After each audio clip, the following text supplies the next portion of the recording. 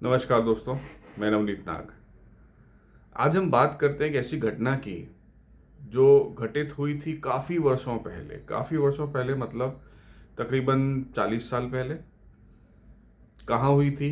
ये हुई थी तिरुमला की पहाड़ियों में, जहाँ वेंकटेश भगवान तिरुपति बालाजी का बहुत ही सुंदर विग्रह है, जहाँ उनका एक सुंदर मंदिर है। और हम सब जानते हैं कि उस मंदिर की क्या महिमा है। पूरे विश्व से लोग वहाँ आते हैं, दर्शन करते हैं और अपने जो इष्ट हैं, श्री कृष्ण भगवान हैं, उनका दर्शन का पाके धन्य होते हैं। दक्षिण भारत में इस मंदिर का बहुत ज़्यादा प्रभाव है। लोग उसको अपना इष्ट मानते हैं। कई जगहों पे तो आप देखेंगे कि कई बिजनेसेस में लोग अपना पार्टनर भी तिरुपति बालाजी को बनाते हैं। कई घरों के फंक्शंस जब तक प्रभु के दर्शन ना हो, मंदिर के दर्शन ना हो, तब तक पूरे नहीं होते। शादियों में जब तक भगवान का दर्शन ना कर ले दूल्हा दुल्हन, तब तक शादी का पूरा जो विधि विधान है वो पूरा नहीं माना जाता। तो उसी जमाने की आज से 30-40 साल पहले, 50 साल पहले की घटना, ये घटना है उस इंसान के बारे में जो इंसान उस देवस्थानम संस्था के हेड थे, एग्जीक्यूटिव ऑफिसर थे। उनका एक नियम था, हर गुरुवार की रात को वो रात को तकरीबन 8:30 बजे के आसपास अपनी कार से नीचे से, पहाड़ी के नीचे से ऊपर मंदिर जहाँ स्थापित है वहाँ जाया करते थे। वहाँ रात्रि की पूजा और रात को वहाँ गेस्ट हाउस में विश्राम करते। अगले दिन सुबह वहाँ की जो प्रातःकालीन मंगला पूजा होती है वो करके, दर्शन करके प्रभु के वापस आते थे। ये उनका हर गुरुवार का नियम था। अब एक गुरुवार ऐसा हुआ कि वो काम में कुछ ज़्यादा बिजी हो गए। काम चलता रहा चलता रहा चलता रहा और 8:30 बज गया, 8:30 का 8:45 हो गया, 8:45 का 9 बज गया। तो उनकी पत्नी ने आके उनको कहा कि आज आपको बहुत लेट हो गया है काम में, तो आज का दिन आप रात को मत जाइए, कल सुबह 3 बजे हम निकल चलेंगे, मैं भी आपके साथ चलूँगी और ऊपर हम प्रभु के दर्शन कर लेंगे और हमारा जो नियम है वो भी हो जाएगा, सुबह के दर्शन भी हो जाएंगे और आप आज आप रेस्ट भी कर लीजिए। तो वो एग्जीक्यूटिव ऑफिसर साहब बोले कि नहीं नहीं, मेरा काम तो अभी ख़त्म होने वाला है, मुझे जाना बहुत ज़रूरी है, मेरा नियम है, मुझे जाना है तो जाना तो होगा। मैं देखता हूँ अभी मेरे एक आध फ़ोन कॉल है वो निपटा लेता हूँ, फिर मैं चला जाता हूँ। ऐसा करते करते उनको रात को 10:30 बज गए। 10:30 बजे वो अपने घर से अपनी एम्बेसडर कार लेके निकले। अब चूंकि वो उस संस्था के हेड थे, उस पूरे देवस्थानम ट्रस्ट के उसके सबसे बड़े अधिकारी थे, तो जैसे ही वो कार लेके बाहर निकले, सभी लोगों ने देखा साहब की कार आ रही है, सब एकदम तटस्थ हो गए।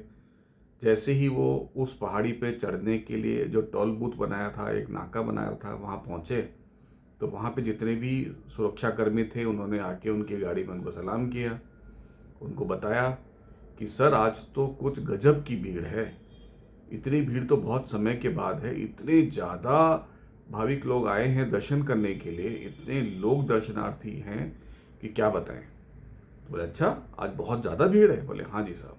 ठीक है कोई बात नहीं, मैं जाता हूँ। वो उस घाट को चढ़ने लगे।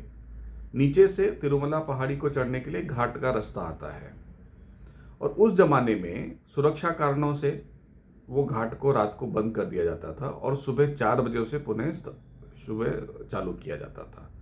तो रात में किसी की भी गाड़ी वहाँ से जाना अलाउड नहीं था। पर ये तो क्योंकि संस्था के अध्यक्ष थे, सबसे बड़े थे, ऑफिसर थे, तो उनके लिए तो सब अलाउड था। वो अपनी कार लेके, एम्बेसडर लेके पहाड़ी के घाट में चढ़ने लगे। एकदम अंधेरा, वहाँ खूब जंगली जानवर भी होते हैं, काफ़ी दुर्घटनाएं भी हो सकती हैं और ये तो बहुत पुरानी बात है, तब तो रास्तों की अवस्था भी इतनी अच्छी नहीं रही होगी। वो आधे रास्ते पहुंचे होंगे कि उन्होंने देखा एक आदमी बदहवास सा उनको दौड़ता हुआ उनकी गाड़ी को रोकने की कोशिश कर रहा है। रुक जाइए मेरी मदद कीजिए, रुक जाइए। उन्होंने तुरंत गाड़ी रोकी। बोला क्या हुआ भाई, आप कौन है, कहाँ से आए?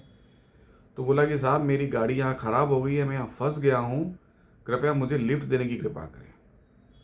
अब वो साहब कुछ जवाब दे उसके पहले उनकी नज़र पास में खड़ी हुई एक कार पे पड़ी। देखा उन्होंने कार खराब हो चुकी है और उसमें एक नवविवाहित कपल बैठा हुआ था। ये युगल शादी करके तुरंत आया हुआ प्रतीत होता था, क्योंकि उनके कपड़ों से और उन पे हल्दी वगैरह लगी थी, तो ऐसा लगता था कि मानो उनकी शादी की विधि भी अभी शायद पूरी नहीं हुई है और ये यहाँ दर्शन करने आए हैं, और यहाँ पे घाट में उनकी गाड़ी खराब हो गई है। उन साहब ने उन तीनों को अपनी गाड़ी में बिठाया, गाड़ी बिठा के ऊपर की तरफ जाने लगे। अब वो जो व्यक्ति थे अधेड़ उम्र के, वो एकदम दुखी से थे और वो इनको बोलने लगे, अरे साहब, मैं तो तिरुपति बालाजी का अनन्य भक्त हूँ, मेरे घर में तो कुछ भी काम प्रभु की इच्छा के बिना, उनसे पूछे बिना नहीं होता। मेरे बच्चों की शादी थी, उन शादी को मैं जैसे ही विधि पूरी हुई, आधी विधि में बीच में करके 10 बजे हुआ, 11 बजे तो मैं अपने शहर से निकल गया। मैं मैसूर से आ रहा हूँ और मैं वहाँ से निकला और मैंने सोचा उनके प्रभु के दर्शन करा दूँ, उसके बाद ही मेरा मन मानेगा। लेकिन मैं तो इतना प्रभु को मानता हूँ, लेकिन प्रभु ने मेरी क्या दशा करी। देखो, मेरी गाड़ी रास्ते में खराब कर दी आधी रात को। मैं सारे विधि विधान छोड़ के प्रभु के दर्शन के लिए पहले आ गया और यहाँ मेरी गाड़ी खराब कर दी। अब मेरे बच्चे यहाँ दुखी से हैं, मन में ये भी मुझे कोस रहे होंगे कि पिताजी हमें ऐसी स्थिति में ले आए। हमारे रिश्तेदार भी वहाँ पे हमें मैसूर में बहुत गालियाँ दे रहे होंगे कि हमने पूरी विधि नहीं करी और बीच में से प्रभु के दर्शन करने ले आए। मैं आज तो इस मंदिर में दर्शन करने आया हूँ, आज के बाद मेरे को नहीं लगता मैं कभी यहाँ आऊँगा। मेरा मन बहुत खराब हो गया।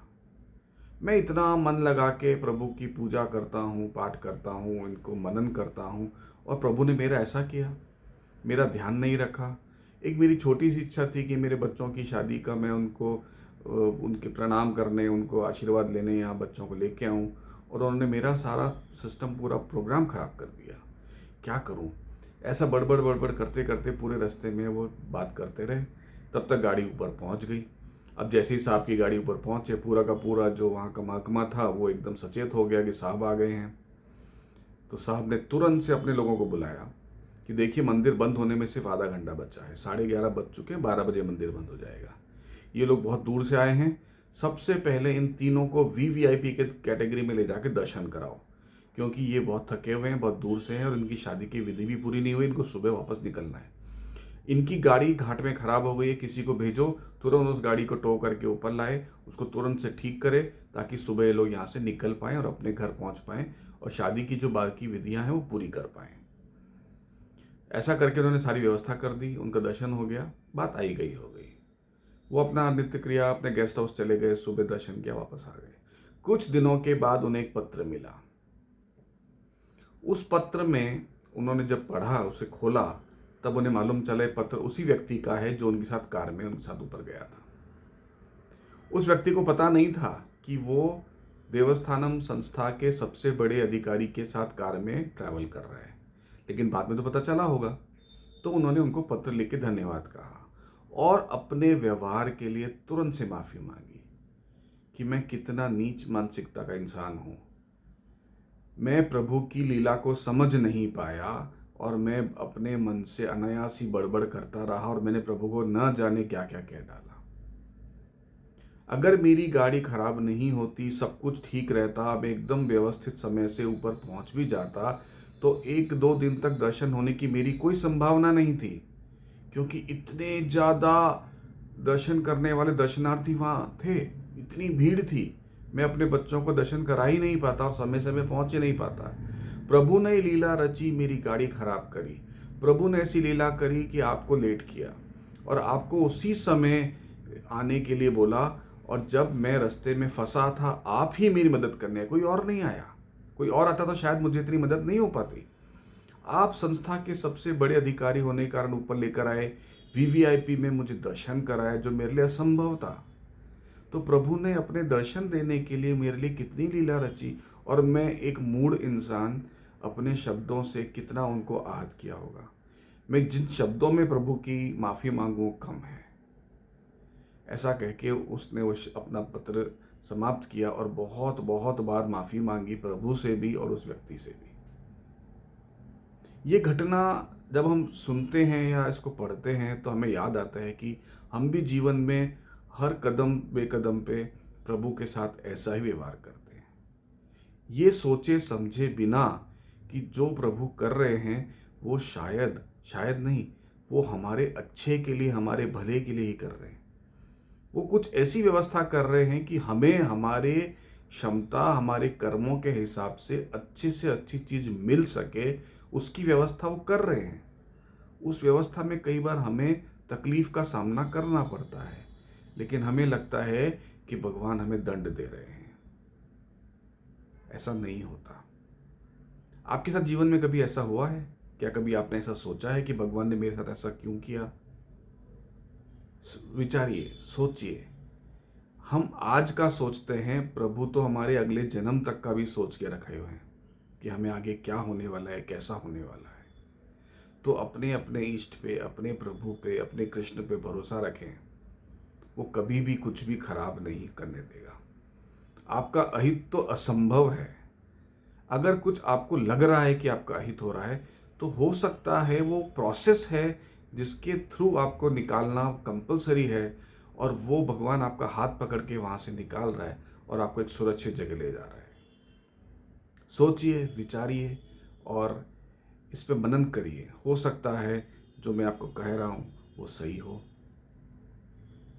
इस तरह की कहानियाँ और घटनाओं के बारे में जानने के लिए मेरे चैनल पे बने रहें। मेरे चैनल को सब्सक्राइब करें। अगर आपको ये कहानियाँ पसंद आती है, घटनाएं आपको अच्छी लगती हैं, तो अपने फैमिली और फ्रेंड्स के साथ इसको शेयर करना ना भूलें। बेल आइकॉन ज़रूर दबा दें ताकि आपको नोटिफिकेशन मिलता रहे कोई भी नया अपलोड होता है। तो हर शनिवार एक नई कहानी के साथ मैं आपके साथ होता हूँ। अगले शनिवार फिर आपसे मुलाकात होगी। तब तक जय श्री कृष्णा। नमस्कार।